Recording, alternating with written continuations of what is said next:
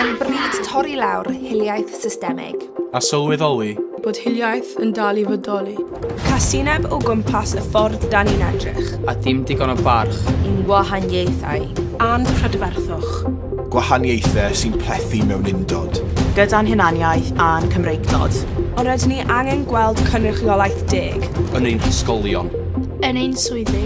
Yn ein cymdeithasau. Ar draws y byd. Felly, Galwn allan. Mwyn I lleisiau gael eu clywed. Galwn allan. I adeiladu cymunedau newydd. Galwn allan. I godi ymwybyddiaeth. Dros ein ffrindiau a'i cefndiroedd. mae'n hen bryd I'r agwedd tuag at lywyn croen newid. Mae angen I ni annog caredigrwydd ac addysgu. I dderbyn a gwella perthynas rhwng ni a pham. Does dim lle I sylwadau hiliol.